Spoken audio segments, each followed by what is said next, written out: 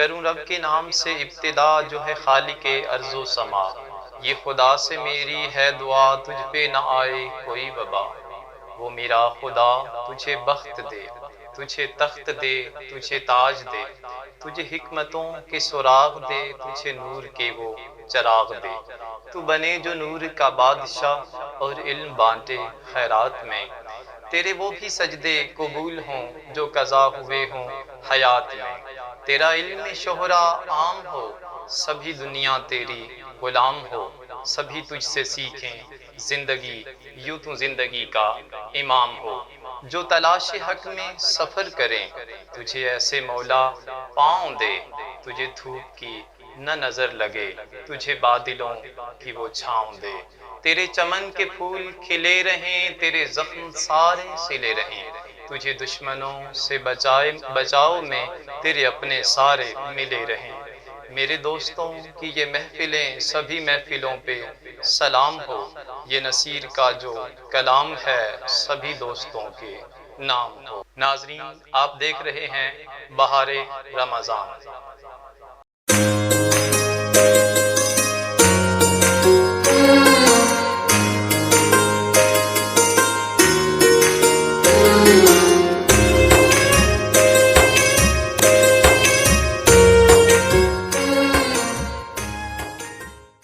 بسم اللہ الرحمن الرحیم۔ السلام علیکم ناظرین، میں ہوں آپ کا میزبان محمد نصیر عباس اور آپ دیکھ رہے ہیں فیضان رضا پروڈکشن کی رمضان ٹرانسمیشن بہار رمضان۔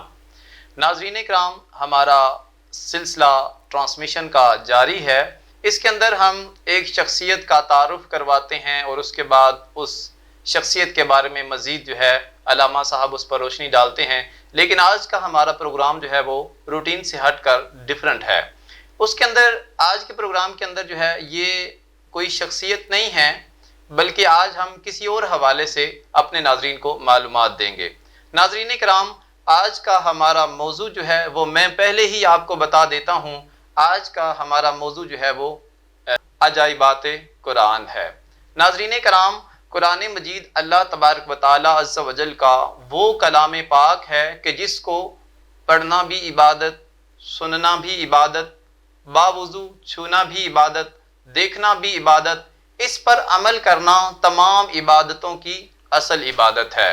یہ قرآن مجید اس حوالے سے بھی ہماری امت کے لیے، ہم سب کے لیے اہم ہے کہ یہ ہمارے نبی صلی اللہ علیہ وسلم پر نازل ہوا ہے، بلکہ صحابہ کرام علیہم رضوان اس کو چومتے تھے اور کہا کرتے تھے کہ یہ میرے رب کا کلام ہے۔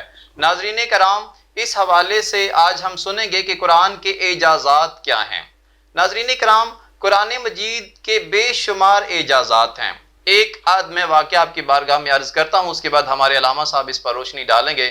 ناظرین کرام، جب نبی صلی اللہ علیہ وسلم پر قرآن مجید نازل ہوا، اس وقت شاعری کا ہر طرف دور دورہ تھا، بڑے بڑے خطبات تھے، بڑے بڑے شاعر تھے، بلکہ بعض کتابوں میں تو یہاں تک ملتا ہے کہ ایک ایک شاعر جو ہے وہ حروف تہجی کے ایک ایک ورڈ کے بدلے، ایک ایک حرف کے بدلے 100 لمبی نظمیں سنا سکتا تھا، اور جو قطعات تھے ان کی تعداد اس کے علاوہ تھی۔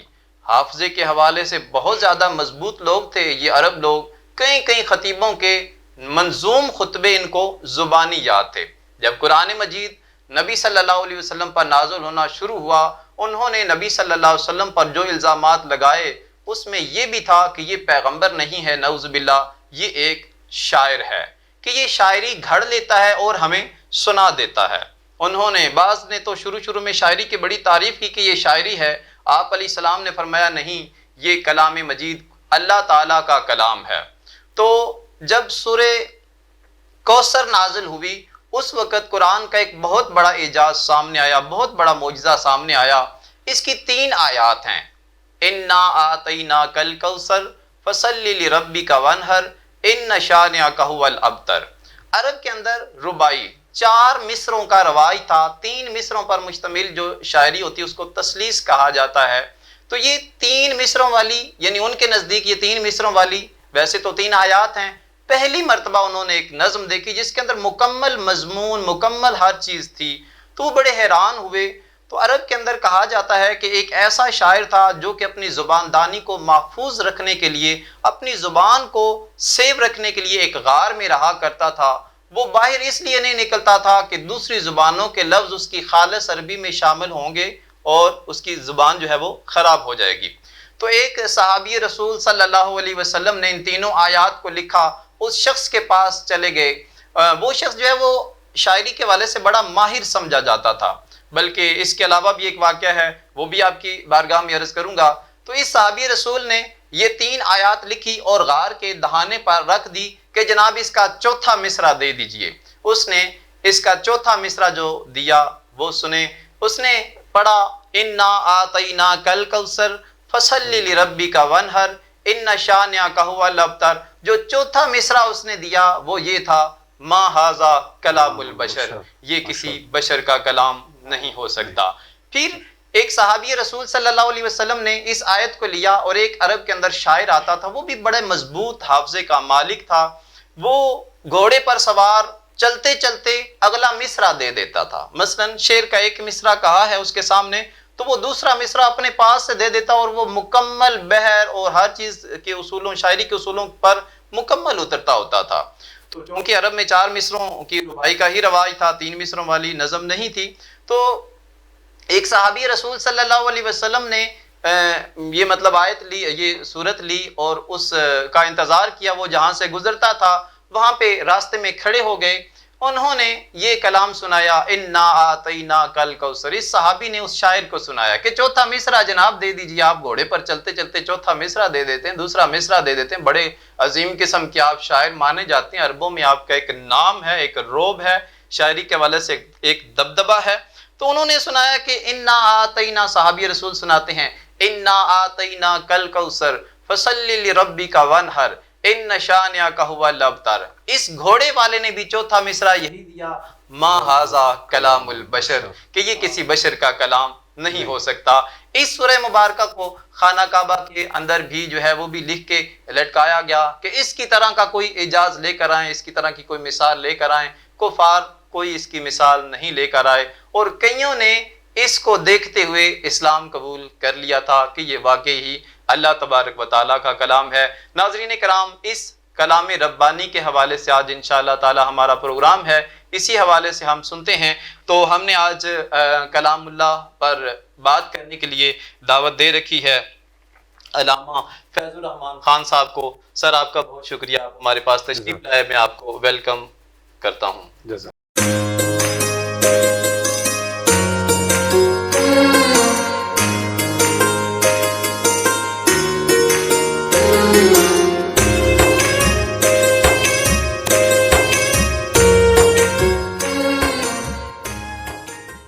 بہت شکریہ سر۔ سر ہمارے ناظرین کو قرآن مجید کے تعارف کے حوالے سے ابتدائی ذرا جو ہے وہ بتائیے گا۔ نحمدہ ونصلی علی رسولہ الکریم، اما بعد فاعوذ باللہ من الشیطان الرجیم، بسم اللہ الرحمن الرحیم۔ میں مشکور ہوں فیضان رضا پروڈکشن کی ساری ٹیم کا کہ جنہوں نے اس خوبصورت رمضان ٹرانسمیشن بہار رمضان کے حوالے سے جس کا انعقاد کیا۔ ماشاءاللہ بہت خوبصورت ٹاپک آپ نے لیا۔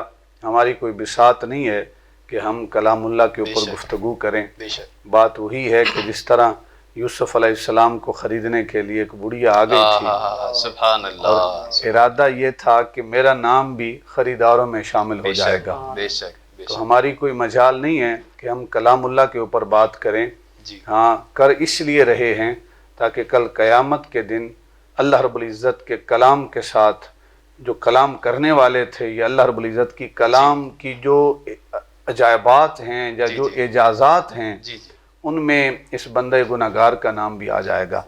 آپ نے بڑی خوبصورت باتیں کی ہیں۔ یہ جو قرآن مجید ہے، اللہ رب العزت خود ارشاد فرماتا ہے ذالک الکتاب لا ریب فیہ، یہ وہ کتاب ہے جس میں شک و شبہ کی کوئی گنجائش نہیں ہے، یہ لا ریب ہے، اس کے اندر نہ کوئی شک ہے، اس کے اندر شک و شبہ کی کوئی گنجائش نہیں ہے۔ جی بالکل، آپ نے بڑی خوبصورت مثالیں دی ہیں، اور یوں سمجھیں کہ یہ جو کتاب ہے بندہ رب کے ساتھ اس کتاب کے اندر ہم کلام ہوتا ہے۔ بخاری شریف کی روایت ہے کہ جب بندہ کہتا ہے الحمدللہ رب العالمین، کہ تمام تعریفیں خالق کائنات کے لیے ہیں، تو رب کی بارگاہ سے جواب آتا ہے کہ میرے بندے نے میری حمد بیان کی۔ سبحان اللہ، یعنی اس انداز میں یہ رب کے ساتھ ہم کلام ہونا ہے۔ قرآن جو ہے یہ کوئی عام کتاب نہیں ہے، اور بندہ جس سے ہم کلام ہوتا ہے اس حساب سے اس کا رتبہ جو ہے، اس کی جو ویلیو ہے، اس کا ادراک ہوتا ہے۔ میں ایک مثال دے کر اپنی بات آپ احباب کے سامنے رکھوں گا کہ نوشیروان ایک بہت بڑا بادشاہ تھا، ایران کا، اور بہت بڑا عادل بادشاہ تھا۔ جب بھی نوشیروان کا نام آتا ہے تو عدل کے حوالے سے پہچانا جاتا ہے۔ تو ایک عام آدمی جو عرب کا آدمی تھا وہ اس کے ساتھ ملنے کے لیے گیا۔ جب ملنے کے لیے گیا، باہر دربانوں نے پوچھا کہ بھئی تو کون ہے؟ تو اس نے جواب دیا میں ایک سادہ سا عرب ہوں، میں ایک عربی ہوں، سادہ سا، میری کوئی حیثیت نہیں، میری کوئی وقت نہیں، میری کوئی جان نہیں، میری کوئی پہچان نہیں، میرا کوئی تعارف نہیں، میں بڑا نام نہیں رکھتا، چھوٹا سا ایک عام سا میں عربی ہوں، ایک دیہاتی ہوں، ایک چھوٹا سا عربی ہوں میں۔ تو دربان جو تھا اس نے، چونکہ وہ عادل تھا نوشیروان، وہاں تک پیغام پہنچایا کہ ایک عام عربی ہے، وہ آپ سے شرف ملاقات کا طلبگار ہے۔ تو بادشاہ نے کہا ٹھیک ہے، اسے آنے دیجئے۔ جب وہ بادشاہ کے سامنے آتا ہے اور بلاوا ہوتا ہے کہ فلاں جو عربی ہے وہ بادشاہ کے سامنے حاضر ہو جائے، بادشاہ اس کے ساتھ کلام کرنا چاہتا ہے۔ تو جب بادشاہ کے سامنے آتا ہے، نوشیروان نے پوچھا کہ بھئی تو کون ہے؟ تو کون ہے، تیرا تعارف کیا ہے؟ تو جو تھوڑی دیر پہلے کہہ رہا تھا کہ میں ایک عام عربی ہوں، میرا کوئی تعارف نہیں ہے، جب بادشاہ نے اس سے پوچھا کہ تو کون ہے، تو وہ ایک عام سا جو عربی تھا، جو عرب تھا، وہ کہتا ہے انا سید العرب، میں عربوں کا سردار ہوں۔ نوشیروان بڑا حیران ہوا کہ تھوڑی دیر پہلے عام سا کہہ رہا تھا اور اب سردار، عربوں کا سردار بن گیا ہے۔ دربان سے تو نے اپنا تعارف کروایا میں ایک عام عربی ہوں، ایک عام عربی ہوں، اور اب آ کے تو کہتا ہے انا سید العرب، میں عربوں کا سردار ہوں۔ تیری اس بات کی سمجھ نہیں آئی۔ تو اس عربی نے ایک چھوٹا سا جملہ کہا، اس نے کہا جب تک میں باہر تھا تو میں عام عربی ہی تھا، میری کوئی خصوصیت نہیں تھی، اب میں نوشیروان کے ساتھ ہم کلام ہوا ہوں تو اب میں کوئی عام عرب نہیں رہا، اب میں عربوں کا سردار بن گیا۔ سبحان اللہ، میری پریورٹی اس وجہ سے بڑھ گئی ہے کہ میں ایک بادشاہ سے کلام کر رہا ہوں، ہم کلام ہو رہا۔ کیا خوبصورت مثال دیا آپ نے۔ تو احباب جی وقار، اس کا قرآن مجید کا اس سے بڑا اور تعارف کیا ہو سکتا ہے کہ یہ خدا کا کلام ہے۔ جب بندہ قرآن کو پڑھتا ہے گویا خدا کے ساتھ وہ ہم کلام ہو رہا ہو۔ سبحان اللہ، سبحان اللہ، واہ واہ، سبحان اللہ۔ علامہ صاحب بڑی خوبصورت آپ نے مثال دے کر بتایا کہ جب ہم قرآن مجید پڑھ رہے ہوتے ہیں بے شک ہم پہلے عام ہوتے ہیں، لیکن جب ہم اللہ سے کلام کر رہے ہوتے ہیں تو یہ تو بادشاہوں کا، اللہ اللہ اکبر، سبحان اللہ، ہم خاص ہو جاتے ہیں۔ اور پھر ناظرین کرام، ہمارے علامہ صاحب بتا رہے ہیں قرآن مجید سے کلام جب ہم کرتے ہیں تو ہم خاص ہو جاتے ہیں۔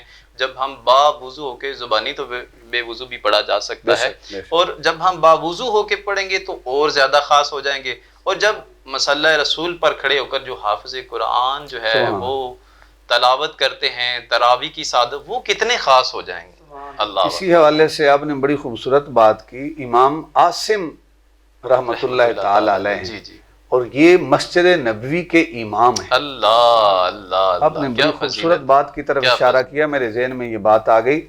مسجد نبوی کے امام تھے، اور جب بھی کوئی ان کے قریب آتا ان کے منہ سے ایک خاص قسم کی خوشبو کی مہک آتی تھی۔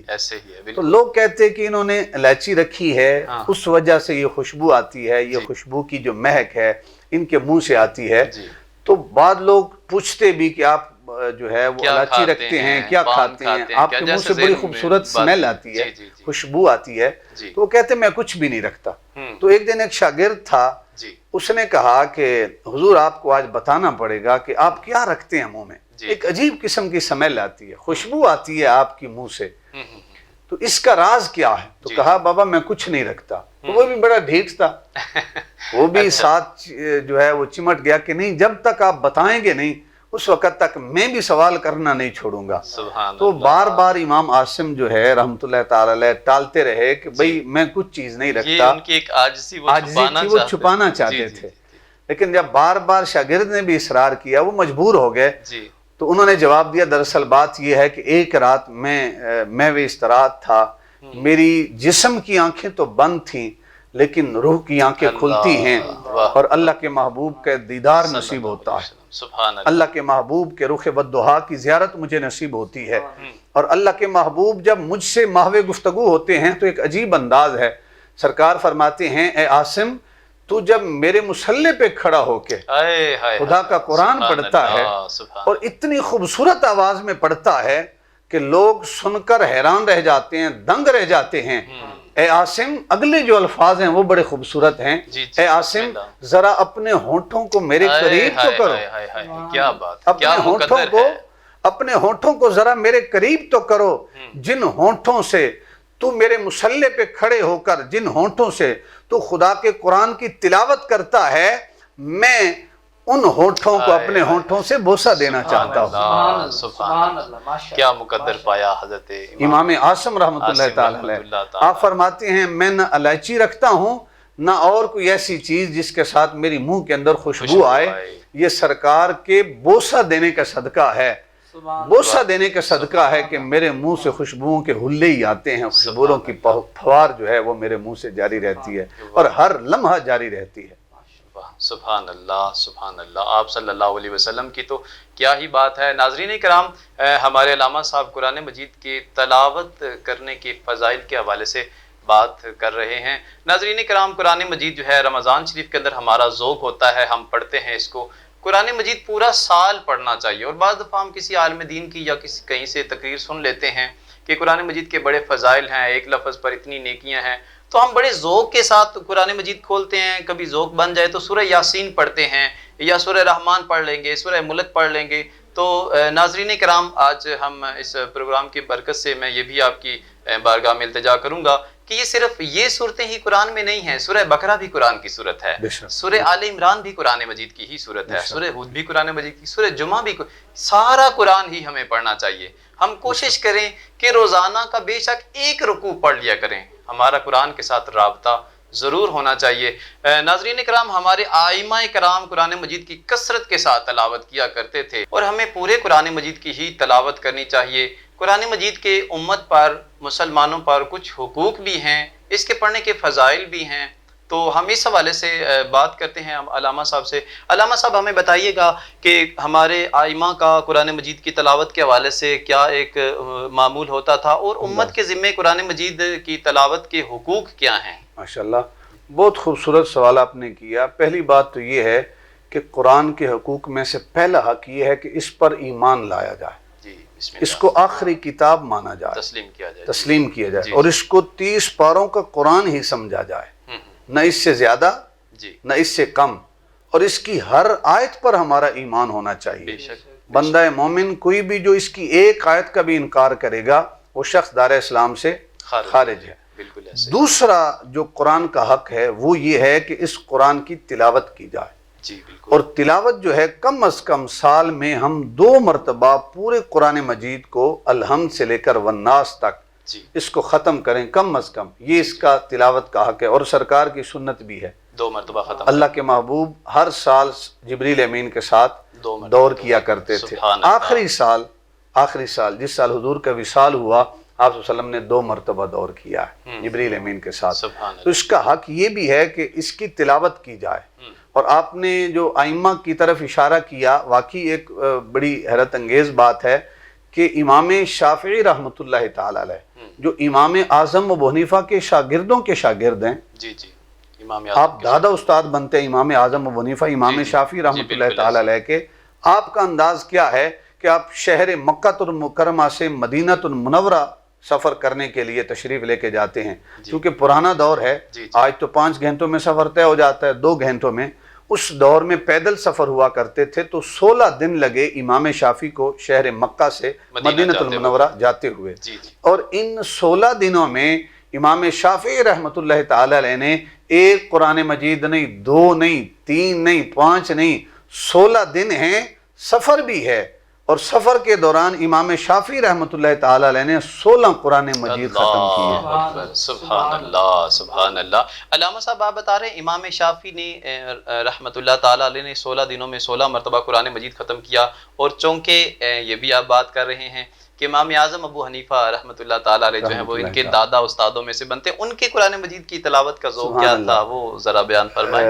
سوال بنتا بھی ہے اور آپ نے بڑا کمال کا سوال کا یہ عالم ہے تو استاد کا استاد کی کیفیت کیا ہوگی۔ بالکل ایسے ہی امام اعظم ابو حنیفہ رحمۃ اللہ تعالی علیہ کی تلاوت کا انداز جو ہے وہ امت سے ڈھکا چھپا نہیں ہے۔ جی جی آپ کی صرف رمضان المبارک کی اگر ہم دیکھیں کیفیت، جی وہ یہ تھی کہ رمضان المبارک میں ایک ماہ مقدس میں، آج بھی رمضان المبارک کا مہینہ چل رہا ہے، الحمدللہ آج جو ہے وہ 17 رمضان المبارک ہے، جی اور ہم جو ہے ہم قرآن کی تلاوت کس انداز میں کرتے ہیں؟ امام صاحب رمضان المبارک میں ایک ماہ مقدس میں 63 مرتبہ قرآن مجید ختم کیا کرتے تھے، یعنی ایک 63 مرتبہ، وہ 2 سے بھی زیادہ بن جاتے ہیں ان قرآن کی مجید، انداز یہ ہوتا تھا کہ ایک قرآن دن کو ختم کرتے تھے، اور ایک قرآن رات کو ختم کرتے تھے، سبحان اللہ، اور 3 قرآن جو ہے امام اعظم ابو حنیفہ رحمۃ اللہ تعالی علیہ نماز تراویح میں ختم کیا کرتے تھے، یعنی ایک عشرہ میں ایک قرآن مجید ختم کیا کرتے تھے۔ یہ انداز تھا امام اعظم ابو حنیفہ رحمۃ اللہ تعالی علیہ کا، اور پھر یہ تو امام صاحب کا انداز ہے، میں حضور کے صحابی کا انداز نہ سناؤں تو میں سمجھتا ہوں کہ پھر بات نہیں بنتی، پھر ذوق جو ہے وہ دوبالا نہیں ہوتا۔ ان کا انداز کیا ہے ذرا سنیے گا اور جھومیے گا، سر دھنیے گا کہ حضور کے صحابی ہیں، اللہ کے محبوب ارشاد فرماتے ہیں کہ کسی جنگ پر گئے ہیں اور رات کو پڑاؤ ڈالا ہے، تو اللہ کے محبوب ارشاد فرماتے ہیں اپنے صحابی سے کہ چونکہ کوئی دشمن جو ہے وہ تاک لگا کے ہو سکتا ہے بیٹھا ہو، نشانہ لگا کے گھات لگا کے بیٹھا ہو، تم نے یہ کرنا ہے کہ رات کو تم نے بیدار رہنا ہے، جاگتے رہنا، تم نے پہرے داری کرنی ہے، چوکی داری کرنی ہے۔ تو آج بھی کوئی چوکی دار ہیں، آج بھی پہرے دار ہیں، یہ بھی چوکی داری کرتے ہیں، لیکن یہ کیا کہتے ہیں کہ جاگنا تو ویسے بھی ہے، چلو ہم فیس بک چلا لیتے ہیں، چلو ہم کسی کو کال لگا لیتے ہیں، ساری رات ہم اپنا وقت برباد کرتے ہیں۔ اس صحابی رسول نے دیکھا کہ بیدار تو میں نے ویسے بھی رہنا ہے، جاگنا تو ویسے بھی ہے، کیوں نہ میں اللہ رب العزت کے حضور قیام میں کھڑا ہو جاؤں اور قیام کی حالت میں اللہ رب العزت کے قرآن کی تلاوت کروں، قرآن کی تلاوت کروں۔ یہ انداز تھا، اور میں سمجھتا ہوں یہ قرآن کے عجائبات میں سے ہے کہ آج کوئی بھی کتاب آپ اٹھا لیں، آپ ایک مرتبہ پڑھیں گے آپ کو لطف آئے گا، دوسری مرتبہ پڑھیں ایک الگ ذوق آئے گا، تیسری چوتھی مرتبہ بور ہو جائیں گے، آپ نہیں پڑھیں گے۔ لیکن یہ ائمہ حدیث ہیں کہ جو ان کو ایک ماہ کے اندر 63 مرتبہ پڑھتے ہیں، لیکن سیر پھر بھی نہیں ہوتے، ذوق پھر بھی کہتا ہے کہ قرآن کی تلاوت اور کی جائے۔ تو احباب وقار، حضور کے وہ صحابی قرآن پڑھتے ہیں قیام کی حالت میں، ایک چٹان کے اوپر کھڑے ہو کے، دشمن گھات لگا کے بیٹھا ہے، ادھر سے دشمن نے تیر کا وار کیا اور اس صحابی رسول کے بدن کے اندر آ کر وہ تیر پیوست ہوتا ہے، خون کا فوارہ نکلتا ہے، جسم سے خون ٹپکتا ہے۔ اب ظاہر ہے درد کی ٹیس سے اٹھتی ہیں، لیکن اس صحابی رسول نے سورہ کاف کی تلاوت کا آغاز کیا، ادھر پڑھتے جا رہے ہیں الحمدللہ الذی انزل علی عبدہ الکتاب ولم یجعل لہ عوجا قیما لینذر بأسا شدیدا من لدنہ یبشر المؤمنین۔ احباب جی وقار، ذرا چشم تصور سے دیکھیے، یہ وہ صحابی ہے جس نے قرآن اللہ کے نبی سے سنا ہے، جن پر ڈائریکٹ قرآن کا نزول ہو رہا ہے، وہ جب قرآن پڑھتے ہوں گے تو کیا عجب لذتوں کا انداز ہوگا۔ ادھر تیر لگا، ادھر صحابی رسول نے سورہ کاف کی تلاوت کا آغاز کیا۔ اب تیر کا درد بھی ہے، خون بھی بہ رہا ہے، لیکن صحابی رسول بھی عزم مصمم کر کے بیٹھے ہیں، جب تک سورہ کاف کی تلاوت کا اختتام نہیں ہوگا، سورہ کاف سورت مکمل نہیں ہوگی، اس وقت تک میں بھی رکوع کے اندر نہیں جاؤں گا، اس وقت تک میری جو یہ رکعت ہے وہ مکمل نہیں ہوگی۔ ادھر سے دوسرا تیر چلتا ہے، صحابی رسول تیر کو اپنے جسم پہ کھاتے ہیں، خون بہ رہا ہے، قطرے ٹپک رہے ہیں، لیکن صحابی رسول کی آواز کے اندر مزید بلندی آتی چلی جا رہی ہے۔ تیسرا تیر چلتا ہے، یہ پھر اپنے ذوق کے اندر مگن ہیں، قرآن کی تلاوت کے اندر مگن ہیں، اللہ رب العزت کے حضور کھڑے ہیں، کیا انداز تھا ان فقیروں کا، ان کلندروں کا، ان حضور کے غلاموں کا، کہ ادھر تیر پہ تیر چل رہے ہیں، ادھر قرآن کی تلاوت کے اندر بلندی آتی چلی جا رہی ہے، ذوق دوبالا ہوتا چلا جا رہا ہے۔ احباب جی وقار، پھر جب تیروں پہ تیر کھائے پھر احساس ہوا کہیں ایسا نہ ہو کہ خون کی کمی کی وجہ سے میں بے ہوشی کی کیفیت میں چلا نہ جاؤں۔ فرض منصبی کا جب خیال آتا ہے تو صحابی رسول نے کہا کہ اگر کہیں بے ہوش ہو جاؤں تو کہیں فرض منصبی کے اندر کوتاہی نہ ہو جائے۔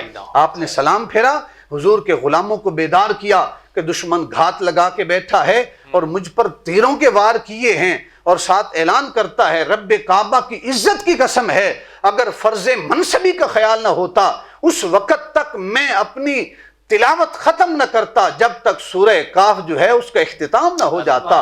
فرض منصبی کا خیال ہے، اس لیے میں اپنی تلاوت کا اختتام کر رہا ہوں اور آپ لوگوں کو بیدار کر رہا ہوں۔ تو یہ قرآن کے عجائبات میں سے ہے۔ کوئی ایسی کتاب آپ کو نہیں ملے گی کہ تیروں پہ تیر کوئی دیوانہ کھا رہا ہو اور ساتھ اس کتاب کی تلاوت جو ہے، اس کتاب کی آیات بینات کی تلاوت جاری ہو۔ یہ قرآن کے عجائبات میں سے ہی ہے۔ سبحان اللہ۔ ناظرین کرام، آپ سن رہے ہیں ہمارے صحابہ کرام علیہم رضوان کا تلاوت کلام مجید کا کیا انداز تھا، ہمارے آئمہ کا کیا انداز تھا۔ اے کاش ان کا ذکر خیر سننے کی برکت سے ہمارا بھی ذہن بن جائے کہ ہم بھی قرآن مجید کی اسی انداز میں تلاوت کیا کریں، یا کم سے کم ان کی نقل تو کر لیں، کیونکہ اچھوں کی نقل بھی اچھی ہوتی ہے۔ ناظرین کرام، قرآن مجید کے اعجازات کے حوالے سے ہمارا جو ہے موضوع اور ہمارا پروگرام جاری ہے۔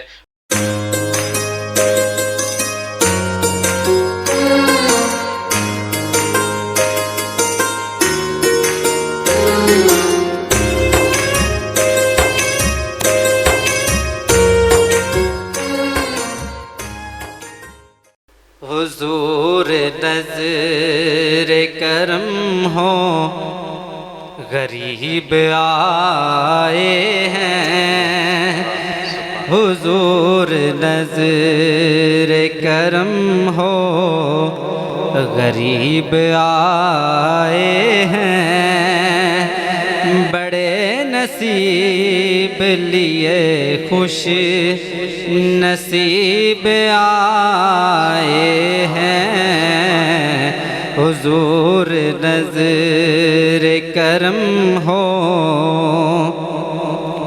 انہیں تو آپ کے دیدار سے شفا ہوگی، انہیں تو آپ کے دیدار سے شفا ہوگی،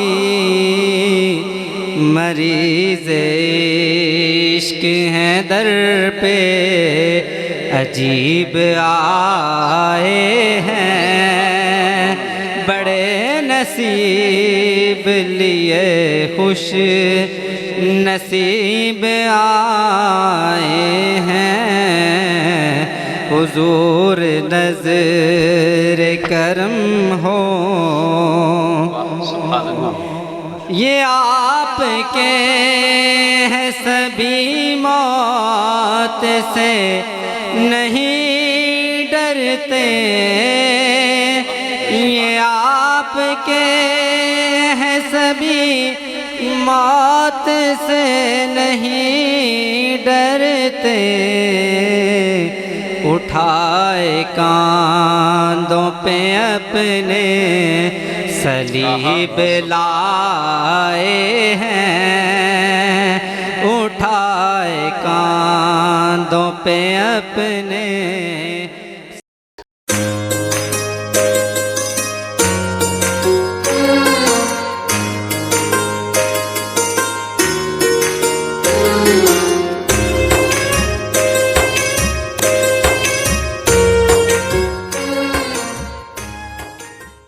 ناظرین کرام، ہمارا قرآن مجید کے اعجاز کے حوالے سے موضوع ہے اور اسی حوالے سے ہماری گفتگو جاری ہے۔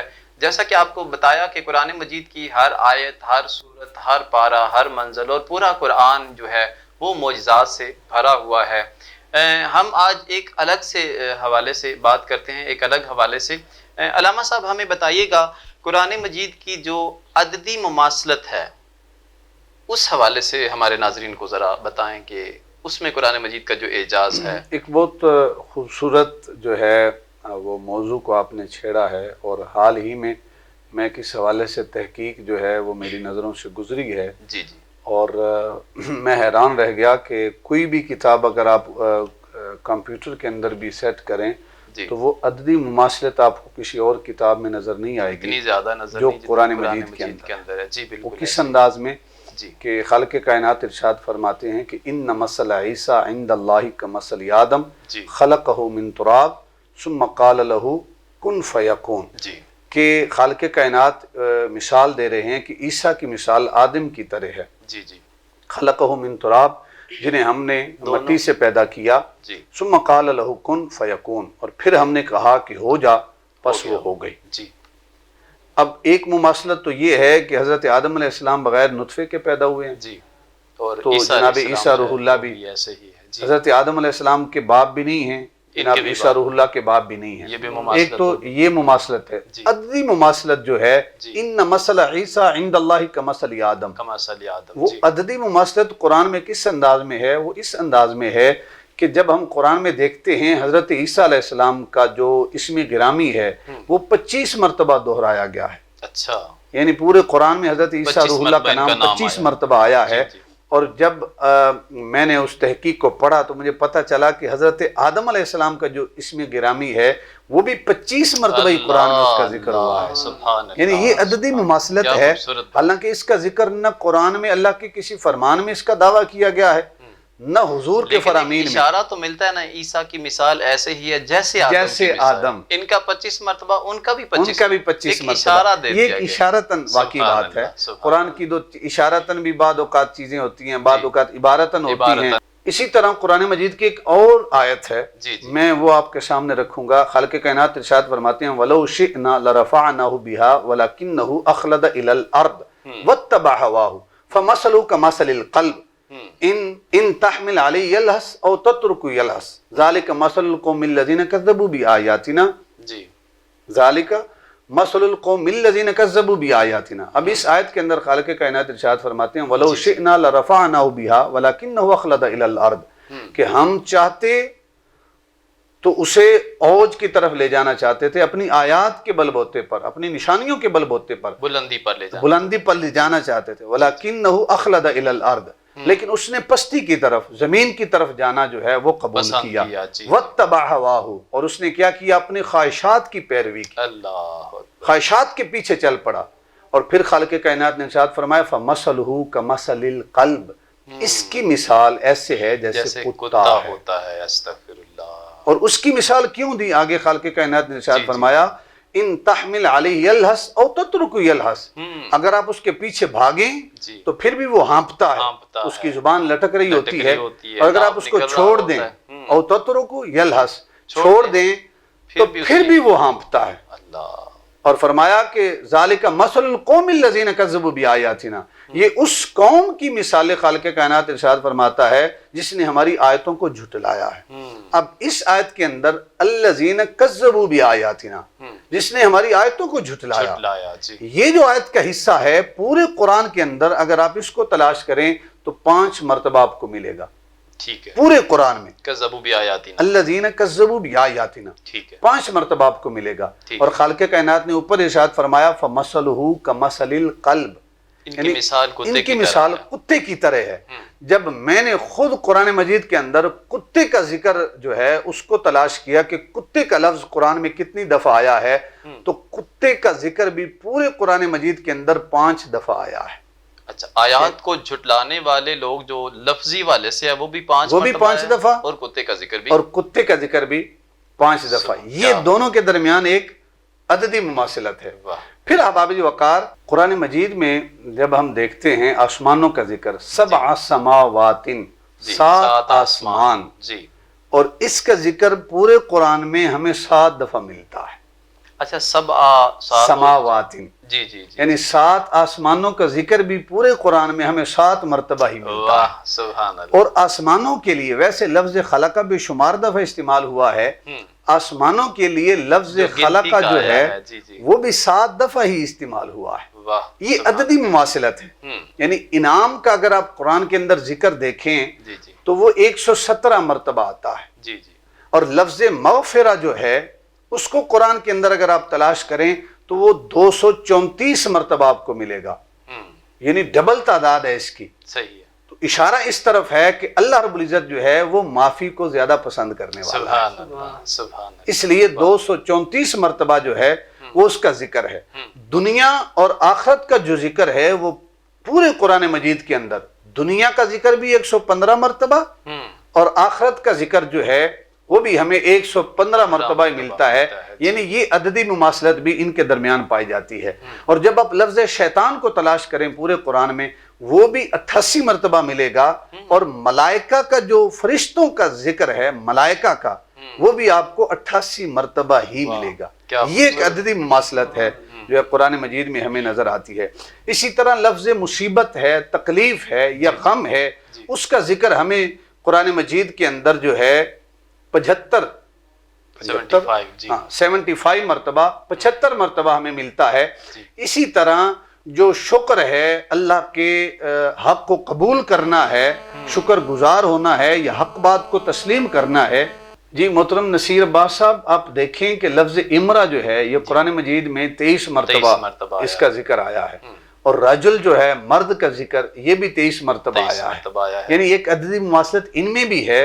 اور جب اس کے اندر میں نے اس تحقیق کو پڑھا تو صاحب تحقیق لکھتے ہیں کہ ایک دلچسپ جو ہے، ایک حیران کن جو ہے انکشاف مجھ پر ہوا کہ جدید سائنس جو ہے وہ بھی یہ کہتی ہے کہ ایک انسان کے لیے 46 کروموسومز کا ہونا ضروری ہے، جس کے اندر 23 ہی ماں کے ہیں اور 23 ہی باپ کی طرف سے ہیں، تو دونوں مل کے 46 کروموسومز بنتے ہیں، اس سے ایک انسان وجود میں آتا ہے۔ جی بالکل ایسا ہی ہے، بالکل ایسا ہی ہوتا ہے۔ اور اس پر ایک شاعر نے بڑی خوبصورت ترجمانی کی کہ پھیلائے ہوئے گوشائے دامان تجسس، پھیلائے ہوئے گوشائے دامان تجسس، سائنس محمد کا پتہ پوچھ رہی ہے، سائنس محمد کا پتہ پوچھ رہی ہے۔ سبحان اللہ سبحان اللہ۔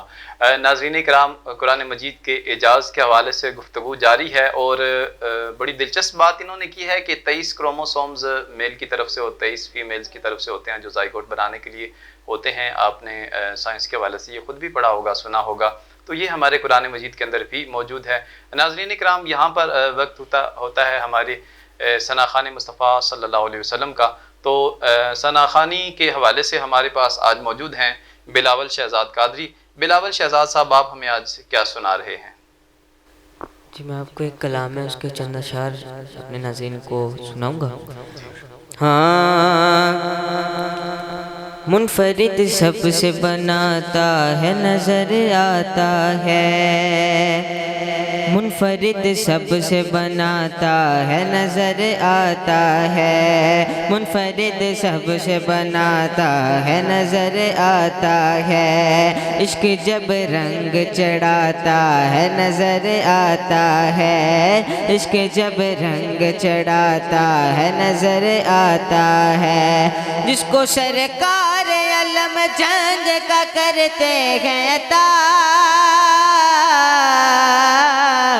جس کو سرکار علم جنگ کا کرتے ہیں عطا، باب خیبر وہ اٹھاتا ہے، نظر آتا ہے، باب خیبر وہ اٹھاتا ہے، نظر آتا ہے، عشق جب رنگ چڑھاتا ہے، نظر آتا ہے، عشق جب رنگ چڑھاتا ہے، نظر آتا ہے، اور سرہن زیب مگر پھر بھی وہ بازاروں میں،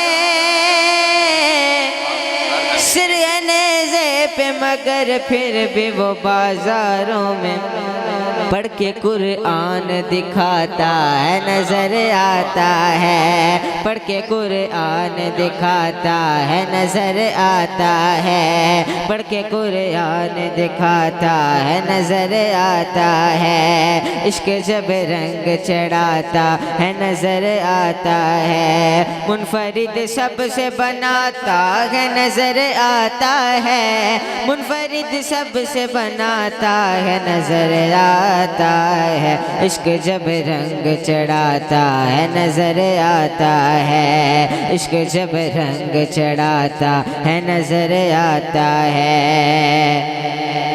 کاظمی سید عالم کی عطا سے دیکھو،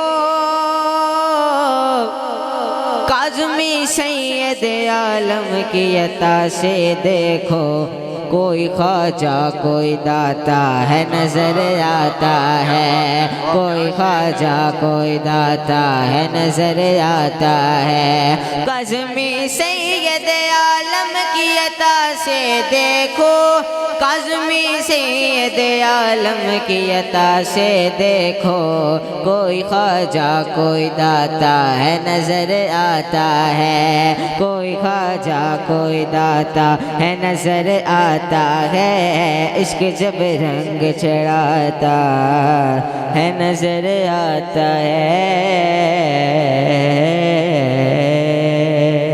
سبحان اللہ، سبحان اللہ۔ ناظرین کرام، قرآن مجید کے حوالے سے گفتگو ہماری پروگرام کے اندر جاری ہے۔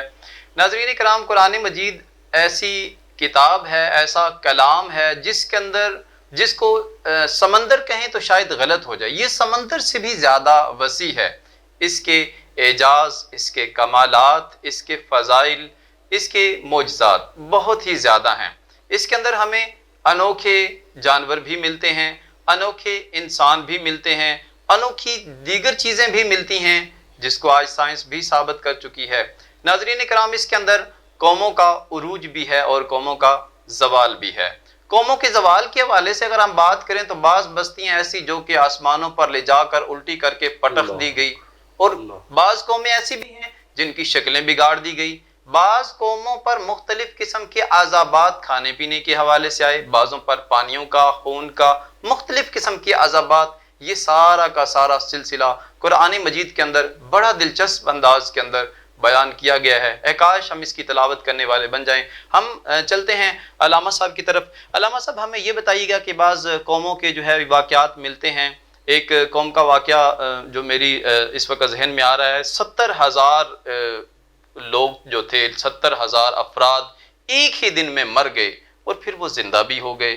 یہ بھی ایک مطلب کہ عجیب سی انسانی عقل تو اس کو تسلیم نہیں کرتی ہے۔ تو یہ بتائیں کہ یہ کیا واقعہ تھا، یہ کس پیغمبر کے دور میں ہوا، ان کا قصور کیا تھا کہ ان کو مطلب کہ پہلے مار دیا گیا پھر ان کو زندہ کیوں کر دیا گیا؟ سورہ بقرہ کی آیت نمبر 243 کے اندر اس واقعے کی طرف ہمیں اشارہ ملتا ہے۔ جی، سورہ بقرہ کی آیت نمبر 243۔ سورہ بقرہ کی آیت نمبر 243 میں اس کا ہمیں اشارہ ملتا ہے۔ جی، خالق کائنات نے ارشاد فرمایا، الم تر الی الذین خرجوا من دیارہم وہم الوف حذر الموت، یعنی کچھ وہ لوگ جو ہزاروں کی تعداد میں تھے اپنے گھروں سے نکلے، وہم الوف حذر الموت، اور وہ موت کے ڈر سے نکلے، اور موت کا انہیں ڈر تھا، اور موت کا ڈر اس انداز میں تھا۔ بیسیکلی آپ نے پوچھا کہ یہ امت کس کی تھی، یہ حضرت حزقیل علیہ السلام کی امت تھی۔ حضرت حزقیل علیہ یہ السلام، کاف 2 نقطوں والا، جی، کاف 2 حضرت نقطے والا، حزقیل علیہ السلام۔ جی، ان کی امت تھی۔ یہ ان کی امت تھی۔ علامہ صاحب، میں قطع کلامی کی معذرت چاہتا ہوں، قرآن مجید کے اندر 26 پیغمبروں کے نام ملتے ہیں، جو میں نے کچھ معلومات میری ہے، آپ اس کی درستگی کر دیجئے گا۔ اس میں 26 کے اندر حضرت حزقیل کا نام میں نے نہیں پڑھا، تو یہ ان کا قرآن مجید میں نام شاید نہیں ہے، لیکن یہ جب کہاں سے آپ تفاسیر پڑھیں گے، یعنی یہ واقعہ ہے جس کا آپ نے سوال بھی کیا، اس کی جب آپ تفسیر پڑھیں گے، اور بالخصوص روح البیان علامہ اسماعیل حقی رحمہ اللہ، ان کو پڑھیں گے تو اس میں آپ کو ان کا اسم گرامی نظر آئے گا، حضرت حزقیل علیہ السلام کا۔ اور ان کا تعارف اگر آپ پوچھیں تو یہ حضرت موسیٰ علیہ السلام کے تیسرے خلیفہ اور نبی جو ہیں ان کے نائب جو ہیں ان میں ان کا شمار ہوتا موسیٰ ہے۔ علیہ السلام کے تو بھائی ہارون علیہ السلام تھے، وہ جی ہارون تھے، لیکن اس نائب کے جو بعد ہیں یوشع بن نون، ان کے جو پہلے نائب تھے وہ یوشع بن نون علیہ السلام نبی بھی تھے، خلیفہ بھی تھے، جی اور ان کے بعد غالب بن یوحنا علیہ السلام نبی بھی تھے اور دوسرے خلیفہ بھی تھے۔ اپنا تیسرے موسیٰ علیہ السلام، جی موسیٰ علیہ السلام جی کے، جی اور جو تیسرے خلیفہ تھے اور نبی بھی تھے، خالق کائنات نے نبوت سے بھی سرفراز کیا تھا، جی وہ حضرت حزقیل علیہ السلام ہیں۔ اچھا تو یہ اپنی شہر کے اندر ان کے ساتھ قوم جو ہے وہ رہتی تھی، ان کی تعداد جو ہے وہ ہم الوفن، قرآن نے کہا کہ ہزاروں میں تھے، ہزاروں کی تعداد، لیکن تعداد کو مینشن نہیں کیا کہ اتنی تعداد تھی۔ جی جی تو اس کا ذکر علماء مفسرین نے کیا ہے اپنی تفاسیر کے اندر کہ 70,000 کے قریب ان کی تعداد تھی۔ یہ 70,000 بھی شاید انہوں نے زیادہ گنتی کے لیے، مطلب عموماً ہوتا ہے کہ ہم کہتے ہیں کہ 70 گنا یا 70، مطلب یہ اضافے کے لیے اس استعمال انداز میں بھی ہو سکتا ہے، ویسے ایگزیکٹ انہوں نے 70,000 تعداد بتائی ہے۔ لکھی ہے، ٹھیک ہے۔ تو یہ کس بیماری سے جو ہے انہوں نے چھوڑ کر یہ شہر جو ہے کس بیماری سے یہ چھوڑ کر نکلے تھے؟ طاعون کی بیماری شہر کے اندر پھیل گئی تھی، تو یہ موت کے ڈر سے کہ کہیں موت اس بیماری کی وجہ سے نہ آ جائے۔ اچھا، آج جو اس وقت کرونا وائرس کی وبا پوری دنیا میں پھیلی ہوئی ہے، جی جی جی، اور مسلمان جو ہے وہ بھی موت سے ڈرتا ہوا ہمیں نظر آتا ہے۔ اللہ اکبر، حالانکہ موت کرونا کے اندر نہیں ہے، موت اللہ رب العزت کے امر میں ہے۔ ایسا ہی ہے، جب ادھر سے امر آتا ہے، اس کا حکم آتا ہے، تو پھر کرونا نہیں، انسان چلتا پھرتا بھی دنیا سے جاتا ہے۔ ایسا ہی اور اگر اس کی طرف سے، خالق کائنات کی طرف سے وَلَن يُؤَخِّرَ اللَّهُ نَفْسًا إِذَا جَاءَ أَجَلُهَا، اگر اجل کا پیغام نہیں ہے تو کرونا نہیں، انسان کو سامنے جو ہے وہ اگر توپوں کے سامنے بھی کھڑا کر دیا جائے تو انسان کا موت کچھ بھی نہیں بگاڑ سکتی۔ بالکل ایسا ہی، یہ آج جو مسلمان ہے اس کو یقین جو ہے رب کی ذات پر کرنا چاہیے۔ تو ابابِ وقار وہ جو قوم تھی حضرت حزقیل علیہ السلام کی، جب طاعون کی بیماری آئی اس شہر کے اوپر، انہوں نے شہر کو چھوڑ دیا اور جنگلوں کی طرف بھاگ گئے، اور خدا کہتے ہیں وَهُمْ أُلُوفٌ، ہزاروں کی تعداد میں تھے، حذر الموت، موت کے ڈر سے بھاگے تھے۔ حالانکہ رب کی ذات پر اگر یقین کامل ہوتا تو شہر کے اندر رہتے کہ موت آنی ہے تو یہاں بھی آ سکتی ہے، شہر سے باہر بھی آ سکتی ہے۔ تو جب شہر سے باہر نکلے تو اللہ رب العزت نے فرشتے کو بھیجا، جنگلوں کے اندر گئے، اللہ رب العزت نے فرشتے کو بھیجا، فقال لهم اللہ موتو، فرشتے کو کہا کہ جاؤ جا کر اعلان کرو، موتو، مر جاؤ تم سارے۔ اچھا، جب فرشتے نے یہ چیخ لگائی تو سارے کے سارے مر گئے۔ اچھا، اس چیخ سے ساری قوم مر گئی، ساری قوم، 70,000 جو بنی اسرائیل کے وہ لوگ تھے سارے کے سارے مر گئے۔ جب 70,000 مر گئے، ظاہر ہے ایک دو بندہ ہو تو اس کے کفن دفن کا انتظام تو ہو سکتا، جی بالکل، ان کا تو 70,000 کا مشکل بھی نہیں بلکہ ناممکن ہے، ناممکن تھا۔ جی جی، تو علاقے والوں نے کیا کیا، جب بدبو پھیلی انہوں نے ایک سائیڈ پہ دیوار لگا دی، دیوار لگا دی تاکہ جنگلی درندوں سے یہ بچ جائیں۔ اچھا، اس نیت سے انہوں نے سائیڈ پہ دیوار لگا دی۔ ہم یہ کہیں گے کہ ان کے ایک اجتماعی سی قبر بنا دی، بالکل اجتماعی قبر بنا دی، دیوار بنا کے ان کو ان کے حال پہ چھوڑ دیا۔ تو پھر ایک عرصے کے بعد حضرت حزقیل علیہ السلام کا جب گزر اس جنگلوں میں سے ہوا تو وہاں اپنی قوم کو دیکھا تو دل کے اندر ایک درد پیدا ہوا۔ اپنی قوم سے پیار اپنی تو قوم ہوتا ہے سے نا، پیار پیغمبروں ہر کو، بندے کو ہوتا سبحان ہے۔ اللہ، تو رب کی بارگاہ میں دست سوال دراز کیا اور کہا باری تعالیٰ یہ تیرے وہ بندے ہیں جو تیری حمد بجا لاتے تھے، یہ تیرے وہ بندے ہیں جو میرے غم میں شریک ہوا کرتے تھے، یہ تیرے وہ بندے ہیں جو میرے غم گسار ہیں، جو میرے غم میں جو تیرے نام لینے والے ہیں، جو تیری توحید کا راگ الاپنے والے ہیں۔ باری تعالیٰ ان سے گناہ سرزد ہو گیا، تو انہیں معاف کر دے۔ فقال لهم اللہ موتو، فرمایا مر جاؤ، مر گئے، ثم احیاہم، پھر ان کو زندہ کیا۔ اب یہ زندہ کرنا جو ہے یہ کیسا ہے کہ وہ حضرت حزقیل وہاں سے گزرتے ہیں، اپنی قوم کی حالت دیکھی، جس سے اللہ تعالیٰ نے ان کو زندگی عطا فرما دی، دعا کی، تو خالق کائنات نے ارشاد فرمایا کہ اے میرے پیارے پیغمبر تم ان کی ہڈیوں سے حکم دو، ان کی ہڈیوں کو حکم دو۔ اچھا، ان کی ہڈیاں نکل آئی تھی، ہڈیاں نکل گل سڑ گئی، تو کہا ان کافی کی عرصہ وہ مرے رہے پڑے رہے، ظاہر ہے ہڈیاں گلنے سڑنے میں تو کافی ٹائم وقت گزر لگ جاتا ہے۔ ایسا ہی ہے۔ تو حضرت حزقیل علیہ السلام ان ہڈیوں سے مخاطب ہو کے کہتے ہیں کہ آپس میں جڑ جاؤ۔ اب الگ الگ تھیں، جب اللہ کے نبی کا فرمان آیا تو آپس میں جڑ گئیں۔ سبحان پیچھے طاقت تو اللہ کی ہی ہے، جی بالکل، لیکن آگے اللہ کے نبی کا فرمان ہے، یہ اللہ کے اذن سے ہی چل رہا ہے، اللہ کی اذن سے چل رہا ہے، بِإِذْنِ اللہ ہے۔ باذن اللہ، من دون اللہ کا جو راگ لاپنے والے ہیں نا، جی جی، یہ سب کچھ بِإِذْنِ اللہ ہی ہوتا ہے۔ باذن اللہ ہوتا ہم ہے، جو بھی لیکن کہتے ہیں بِإِذْنِ اللہ کہتے ہیں۔ ایسا ہی ہے، تو ہڈیاں آپس میں جڑ گئیں۔ خالق کائنات نے فرمایا اے حزقیل اب ان ہڈیوں سے کہہ دے کہ اپنے اوپر گوشت چڑھا لو۔ حضرت حزقیل ہڈیوں سے مخاطب ہو کے کہتے ہیں کہ اپنے اوپر گوشت کا لبادہ اوڑھ لو، گوشت بھی چڑھ گیا۔ پھر حضرت حزقیل رب کی بارگاہ میں عرض کرتے ہیں باری تعالیٰ اب کیا کہوں، جسم تو مکمل ہو گئے ہیں، جسم تو مکمل ہو گئے ہیں۔ تو ادھر سے آواز آتی ہے کہ اے حزقیل اب ان سے کہہ دیجئے کہ اللہ کے اذن سے اٹھ جاؤ۔ کہا بِإِذْنِ اللَّهِ اب اٹھ جاؤ۔ تو جب یہ کہا کہ بِإِذْنِ اللَّهِ اٹھ جاؤ، تو جو وہ 70,000 کے قریب مرے پڑے تھے، گوشت الگ ہو چکے تھے، گوشت ختم گڑ سڑ چکے تھے اور ہڈیوں کے ڈھانچے رہ چکے تھے، جب کہا بِإِذْنِ اللَّهِ اٹھ جاؤ تو وہ سارے لوگ جو تھے وہ یہ اللہ رب العزت کی پاکی بیان کرتے ہوئے سبحانک اللہم و بحمدک لا الہ الا انت، یہ اللہ رب العزت کی پاکی بیان کرتے ہوئے سارے 70,000 یہودی جو تھے وہ اٹھ گئے اور حضرت حزقیل علیہ السلام کے سامنے کھڑے ہو گئے۔ سبحان اللہ۔ اور وہ 70,000 جو یہودی ہیں پہلے تو مر گئے تھے، بعد میں انہوں نے اپنی طبی موت کے اوپر مرتے ہیں، لیکن وہ پہلی جو موت تھی ان کے آثار ان کے اوپر تھے، وہ گلنے سڑنے کا جو بدبو تھی وہ ان کے جسم سے محسوس ہوتی تھی۔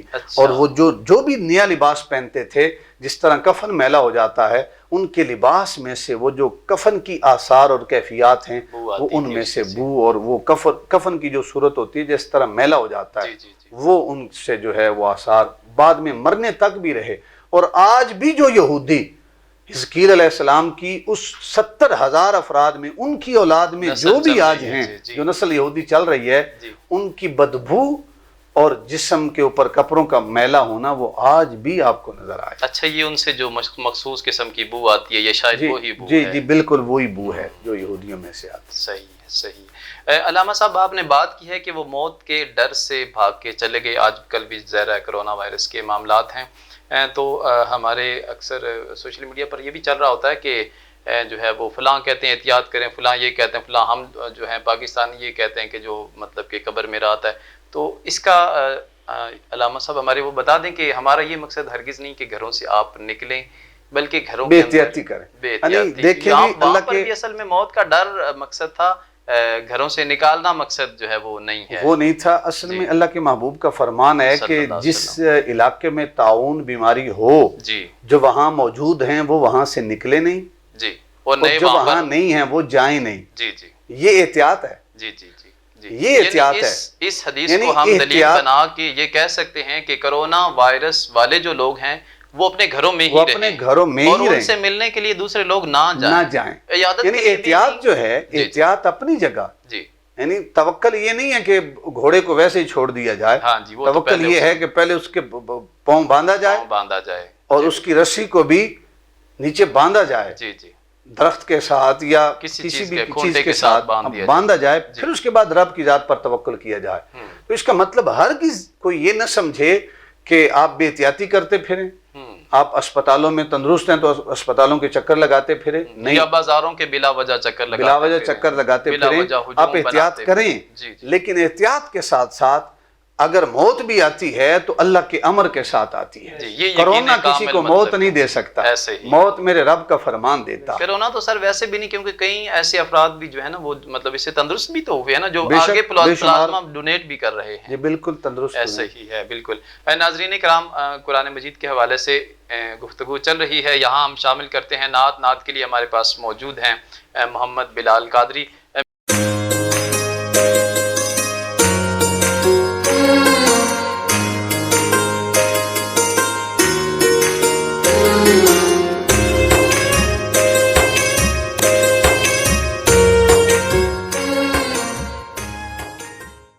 نصیر صاحب، چونکہ آپ نے پنجابی کلام کی فرمائش کی ہے تو میں ایک بہت ہی پنجابی کا پیارا کلام اپنے ناظرین کی نظر کرتا ہوں۔ جی بسم اللہ۔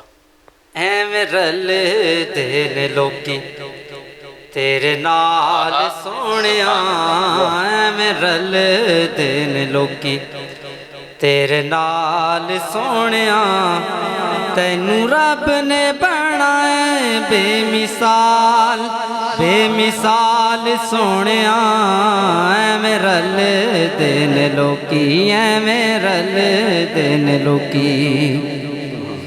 بھلا ہووے آقا تیری رحمتاں دی اکھ دا، इंज कोई गरीबां दे ध्यान नहीं रखदा भला होवे आका तेरी रहमतां दी अखदा इंज कोई गरीबां दे ध्यान नहीं रखदा ओ जिवें रखे तू गुलामां दे ख्याल सोहणिया तैनू रब ने बनाया बेमिसाल बेमिसाल सोहणिया एवें रल दिन लोकी एवें रल दिन लोकी। और बहुत ही प्यारा शेर है। तुसी जे बुलाओ आका रुख टुर पैंदे ने तुसी जे बुलाओ आका रुख टुर पैंदे ने मुठियां च रोड़े भी दुरूद पढ़ लैंदे ने मुठियां च रोड़े भी दुरूद पढ़ लैंदे ने तेरे गिणे गिण दसां आका तेरे गिणे गिण दसां की कमाल सोहणिया तैनू रब ने बनाया बेमिसाल बेमिसाल सोहणिया एवें रल दिन लोकी एवें रल दिन लोकी रल दिन लोकी। माशाल्लाह खूबसूरत आवाज़, अल्लाह ताला आपकी आवाज़ में मज़ीद बरकतें अता फरमाए। अल्लामा साहब, जैसा कि आजकल वबा भी चल रही है और कुरान मजीद के हवाले से भी हमने वबा का ही जिक्र सुना है, ताउन के हवाले से ये जो 70,000 अफराद फौत हुए फिर दोबारा ज़िंदा कर दिए गए, एक नबी अलैहिस्सलाम हज़रत हिज़कील अलैहिस्सलाम की दुआ से। तो कोरोना वायरस के हवाले से भी हमें कुछ एहतियात हमें हर सूरत में करनी चाहिए। वबा है भी जी, और कुछ लोग तो इसका इनकार करते हैं जी, लेकिन ऐसा एहतियात नहीं है। हाँ जी, वबा है जी, वबा बिल्कुल है और तीसरी लहर तो बड़ी शिद्दत के साथ मतलब बहुत चल शिद्दत रही के साथ है। इसके अंदर एहतियात करनी अल्लाह चाहिए मुस्लिमा की हिफाजत और फरमाए। आमीन आमीन। इसमें एहतियात भी करनी चाहिए और दूसरा ये है कि अल्लाह की ज़ात पर तवक्कुल भी होना तवक्कुल चाहिए। भी होना चाहिए, दुरुस्त बात है। अब्दुल मलिक बिन मरवान हैं बनु उमैया के बहुत बड़े उमवी खुलफा बादशाह में से उमवी जी। खुलफा में उनका नाम आता है। जी जी तो जब मुल्क शाम के अंदर ताउन की वबा फैलती है जी। तो अपने घोड़े पे सवार होके अपना शहर छोड़ देते हैं, अच्छा, बादशाह भी शहर छोड़ देता है। छोड़ देता है हम्म, मौत के डर से, और अपने साथ चंद गुलाम हैं, चंद खुलफा हैं, उनको वो लेकर शहर से निकल गए, अपना महल छोड़ दिया। जी जी। और इतना डर था कि ताउन की वबा की वजह से जमीन पर कदम भी नहीं रखते थे, घोड़े के ऊपर ही बैठा था। घोड़े के ऊपर ही बैठते थे और इसी पर सोते भी थे। अच्छा, तो एक रात जो है, रात को नींद नहीं आई तो अपने गुलाम से कहा कि मुझे कोई किस्सा सुना दो,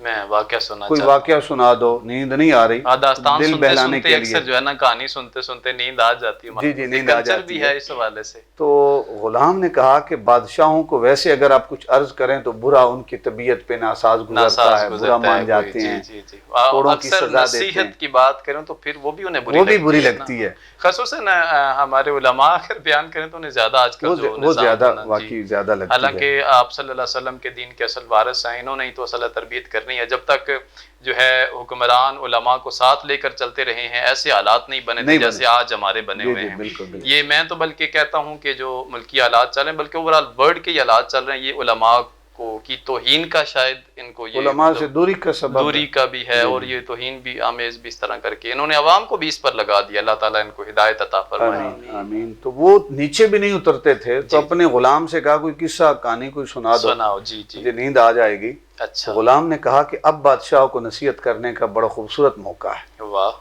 तो उसने कहा कि एक वाकया सुनाता हूँ। एक जंगल का वाकया है, जी जी। एक शेर है और एक लूमड़ी है। अच्छा, उन दोनों की आपस में कमिटमेंट हो गई, दोस्ती हो गई। दोस्ती हो गई। ठीक है। इस शर्त पर कि लूमड़ी जो है वो शेर की खिदमत करेगी और शेर जो है दीगर दरिंदों से लूमड़ी की हिफाजत करेगा। ठीक है, इसकी उसको बचा सिक्योरिटी के में रखेगा, इसकी सिक्योरिटी में सिक्योरिटी करेगा। ठीक है। और वो जो है वो खिदमत करेगा, पानी पेश करेगा या ये चीजें जो भी हैं, शिकार जो वो बचा सो हुआ जाएगा, उसे वो देख वो लेगा। वो ठीक उसको है। संभालेगा। ठीक है। तो एक दिन क्या हुआ, अकाब ने जो है ऊपर से आया, वो झपटा लूमड़ी के ऊपर, तो लूमड़ी ने शोर मचाया, उधर से शेर भी आया।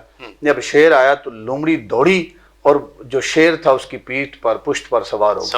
جب سوار ہوئی تو ادھر شیر نے بھی دوڑ لگا دی، عقاب پھر واپس گیا، اوپر گیا، اور پھر اوپر سے آ کے پھر اس نے بلندی سے جو ہے وہ لومڑی کے اوپر جھپٹا اور اپنے پنجوں میں اس لومڑی کو اٹھایا اور ہوا کے اوپر چلا گیا، ہوا کے اندر چلا گیا۔ جب ہوا میں گیا تو اوپر سے لومڑی شیر کو آواز لگاتی ہے کہ تو نے تو میری حفاظت کا ذمہ لیا تھا، اب کدھر گیا؟ اب بھی میری حفاظت کرنا، اس عقاب سے مجھے چھڑا۔ تو شیر نیچے سے جواب دیتا ہے کہ میں نے تیری حفاظت کا ذمہ جو زمین کے درندے ہیں، جو جنگل کے، ان سے لیا تھا، آسمانی جو پرندے ہیں ان سے تیری حفاظت کا ذمہ میں نے نہ لیا تھا اور نہ اس سے میں تیری حفاظت کر سکتا ہوں۔ تو یہ بات اس غلام نے عبد الملک بن مروان جو ہے اموی خلیفہ جو تھا اس کے سامنے بیان کی، اور اموی خلیفہ نے جب اس واقعے کو سنا تو اسے احساس ہوا کہ واقعی یہ تو میرے لیے اس نے بیان کیا ہے کہ جو زمینی آفات ہیں ان سے تو میرے غلام اور خدا مجھے بچا سکتے ہیں، جو آسمانی آفت ہے، جو آسمان کی طرف سے بلاؤں کا، آزمائشوں کا نزول ہے، بھی انہی میں سے ہے، ان سے مجھے کوئی بھی نہیں بچا سکتا۔ تو بادشاہ اس واقعے سے اتنا انسپائر ہوا کہ وہ گھوڑے سے نیچے بھی اترا اور واپس اپنے محل کے اندر آیا اور اپنے خلفاء اور اپنی جو رعایا تھی ان کے درمیان گھل مل گیا، ان کی جو مشکلات تھیں اور ان کے جو بھی مسائل تھے وہ سنے بھی، اور جو ایک تعاون سے اس کا جو ڈر تھا وہ ختم ہو گیا۔ تو آج بھی اگر یہ کرونا ہے تو ہم احتیاطی تدابیر ضرور اختیار کریں، لیکن اتنا ڈرے نہیں کہ ہم موت کو سبب جو ہے کرونا کو سمجھنا شروع کر دیں۔ موت اللہ رب العزت کے امر اور اس کے حکم میں۔ جی بالکل، آپ نے بڑی خوبصورت بات کی۔ ناظرین اکرام، علامہ صاحب بتا رہے ہیں کہ کرونا کے اندر موت نہیں ہے، یقیناً اس کے اندر نہیں ہے، اس سے گھبرائیں نہیں، لیکن اپنے گھروں پر ہی سٹے کریں، بے جا ہجوم والی جگہوں پر، بلا ضرورت بازاروں میں اور آگے پیچھے مت جائیں۔ اگر باہر آپ نکلتے بھی ہیں تو ماسک چڑھائیں، ماسک چڑھا کر ہی گھر سے باہر نکلیں، اور اپنے ہاتھوں کو جب گھر واپس آتے ہیں سینیٹائز کریں صابن کے ساتھ یا کوئی بھی جو محلول ہے اس کے ساتھ، اپنے ہاتھوں کو سینیٹائز کر کے پھر اپنے معاملات چلائیں۔ ناظرین کرام، ہم اپنے سلسلے کو آگے بڑھاتے ہیں۔ علامہ صاحب، قرآن مجید کے حوالے سے ہم نے ایک یہ بھی سنا اور اس کے اندر سے کچھ غلطیاں بھی ہیں، وہ بھی ہماری درست فرما دیجیے گا۔ بندروں کے حوالے سے ہم نے پڑھا ہے کہ ایک قوم تھی، اس کو جو ہے ان کو ہفتے والے دن شکار کرنے سے منع کیا گیا، وہ منع نہیں ہوئے تو اللہ تعالیٰ نے ان کو جو ہے وہ پھٹکارے ہوئے بندر بنا دیا۔ تو بعض لوگ یہ سمجھتے ہیں، ایک تو ان بندروں کا قصہ سنائیں کہ وہ کیوں، مطلب کہ اس کے اندر اور مزید کیا وجوہات تھی کہ وہ بنا دیے گئے۔ پھر بعض لوگ سمجھتے ہیں کہ جو موجودہ جانور ہیں، بندر ہیں، یہ ان کی نسل چل رہے ہیں۔ اس حوالے سے ذرا وضاحت فرما دیں۔ کروں رب کے نام سے ابتدا جو ہے خالق ارض و سما، یہ خدا سے میری ہے دعا تجھ پہ نہ آئے کوئی وبا، وہ میرا خدا تجھے بخت دے، تجھے تخت دے، تجھے تاج دے، تجھے حکمتوں کے سراغ دے، تجھے نور کے وہ چراغ دے، تو بنے جو نور کا بادشاہ اور علم بانٹے خیرات میں، تیرے وہ بھی سجدے قبول ہوں جو قضا ہوئے ہوں حیات میں، تیرا علم شہرا عام ہو، سبھی دنیا تیری غلام ہو، سبھی تجھ سے سیکھیں زندگی، یوں تو زندگی کا امام ہو، جو تلاش حق میں سفر کریں تجھے ایسے مولا پاؤں دے، تجھے دھوپ کی نہ نظر لگے، تجھے بادلوں کی وہ چھاؤں دے، تیرے چمن کے پھول کھلے رہیں، تیرے زخم سارے سلے رہیں، تجھے دشمنوں سے بچاؤ میں تیرے اپنے سارے ملے رہیں، میرے دوستوں کی یہ محفلیں سبھی محفلوں پہ سلام ہو، یہ نصیر کا جو کلام ہے سبھی دوستوں کے نام ہو۔ ناظرین آپ سن رہے، آپ دیکھ